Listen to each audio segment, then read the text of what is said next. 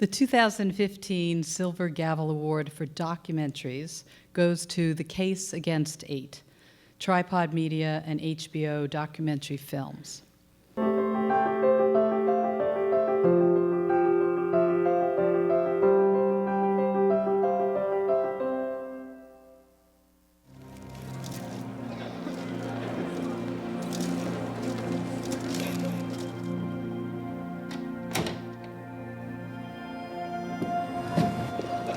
Good morning, and thank you all for being here. My name's Jeff Cirillo, this is Paul, Chris, and Sandy, and we're all Americans who simply want to get married, just like everyone else. We believe in our Constitution, and that the courts will lead the way to equality like they have so many times in the past. Thank you. Is this an emotional day for you? Sorry, no questions, guys. That moment broke the ice. It was the first time we were in front of so much media. It was the first time we had to kind of settle into what was going to happen. You know, we have to take the stand today. I've never been as nervous in my life as the first day of trial.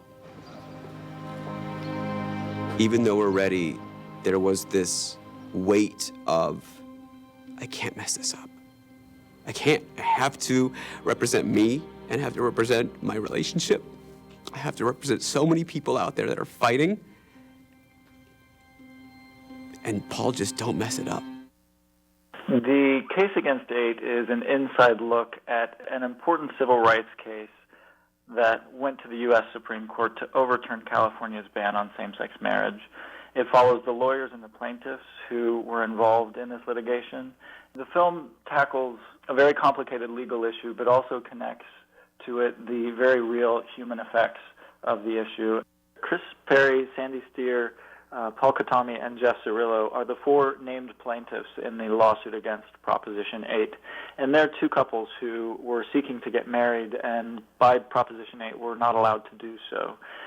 So they sued in federal court to gain that right back based on the federal Constitution. Ben and I knew from the very beginning when we started making this film that access would be key, that it would be the integral part of the film that made it different.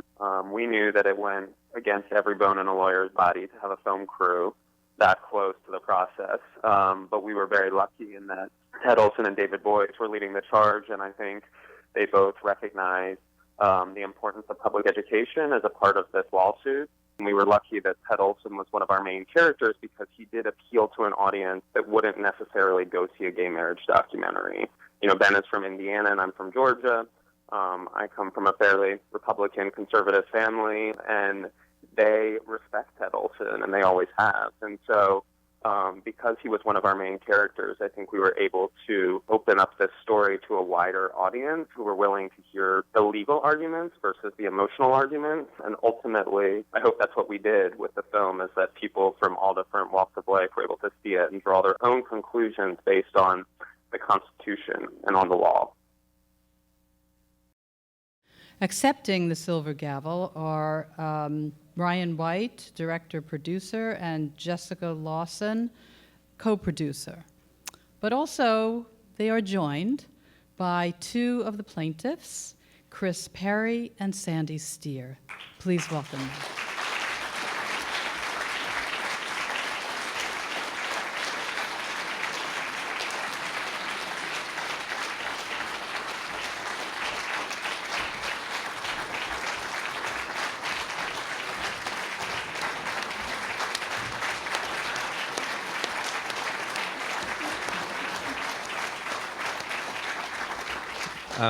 Thank you very much. The most nerve-wracking audience for us when we ever showed this film was a group full of lawyers. So I have to begin by thanking the ABA for affirming that we did not mess up our job.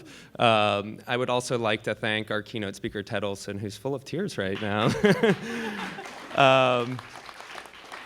And David Boyce, who isn't here, and also the hundreds of lawyers, literally hundreds, that were below them working on this case diligently day and night for recognizing the importance of transparency. And they never asked us to turn off the cameras, and this was 5 years. And I think that's a testament to the integrity with which they operated this case that we were never asked to leave, and that resulted in thousands of hours of footage.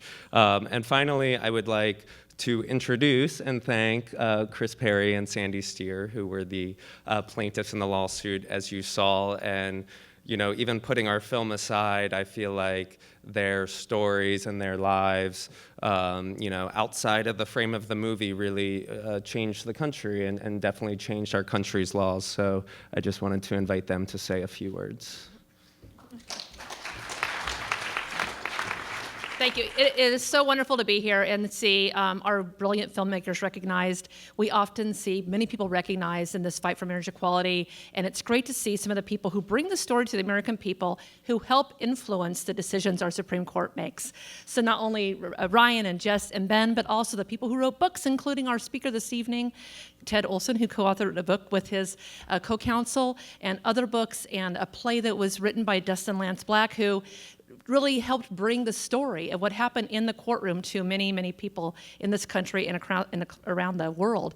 But it is those investments in this important issue and so many other issues that do change the outcome for everybody. And as I've said to these guys who we love so very much, you change the lives for people you'll never meet and children who are not yet born. And there is no greater thing in life to accomplish.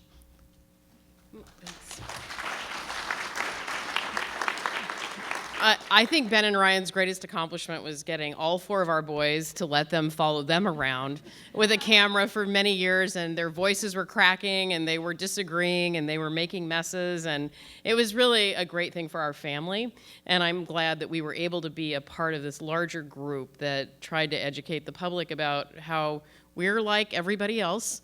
Our kids are like everybody else's kids. And the film did a really nice job, I think, of showing everyone just how much the same we are. And we've really come a long way even since the film was made. So thank you, Ryan and Jess and Ted and everyone else.